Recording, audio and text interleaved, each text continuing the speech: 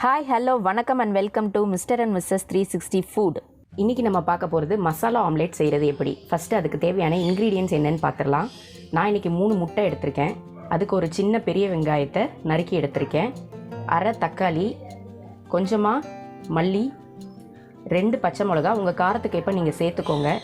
அரை டீஸ்பூன் உப்பு, 1/4 டீஸ்பூன் மிளகாத்தூள், மஞ்சத்தூள், ஒரு 1/4 டீஸ்பூன் மிளகு. ஃபஸ்ட்டு ஒரு பவுலில் முட்டையை அடித்து ஊற்றிடலாம்.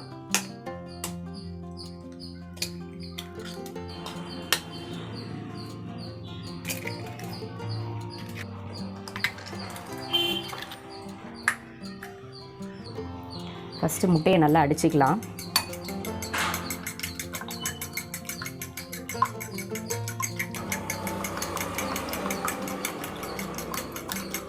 இப்போ நம்ம எடுத்து வச்சுருக்கிற எல்லா இன்க்ரீடியண்ட்டையும் முட்டை கூட சேர்த்துடலாம். ஃபஸ்ட்டு வெங்காயம், பச்சை மிளகா, மல்லி, தக்காளி, முட்டைக்கு தேவையான உப்பு, மிளகுத்தூள், மிளகாத்தூள், மஞ்சத்தூள். இப்போ இது எல்லாத்தையும் கலந்துடலாம். இந்த மசாலா ஆம்லேட் நிறைய விதமாக செய்யலாம். இது ரொம்ப ஈஸி அண்ட் சிம்பிள் மெத்தட். இதுலேயே நான் உங்களுக்கு வேறு என்ன மாதிரிலாம் செய்யலாங்கிற டிப்ஸும் நான் உங்களுக்கு கொடுக்குறேன். இப்போ தோசைக்கல் காஞ்சிருச்சு. நம்ம கலந்து வச்சுருக்கிற அந்த மிக்சரை இதில் ஊற்றிடலாம்.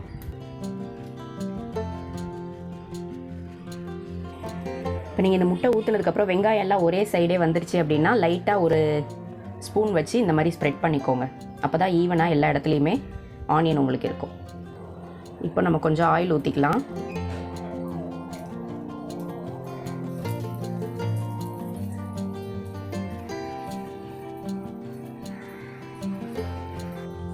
இப்போ நம்ம இந்த முட்டையை திருப்பி போட்டுடலாம்.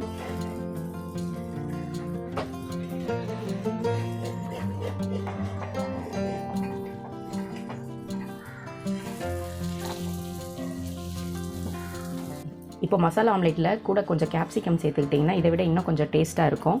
அது மட்டும் இல்லாமல் நீங்கள் உங்கள் வீட்டில் கறி குழம்பு செய்கிறீங்க, அன்றைக்கி ஆம்லேட் செய்கிறீங்க அப்படின்னா இந்த எக்கு கூட கொஞ்சம் கறி குழம்பு சேர்த்து அதுக்கப்புறம் நீங்கள் இந்த ஆம்லேட் செஞ்சீங்கன்னா உங்களுக்கு இன்னும் கொஞ்சம் நல்ல டேஸ்ட்டாக இருக்கும்.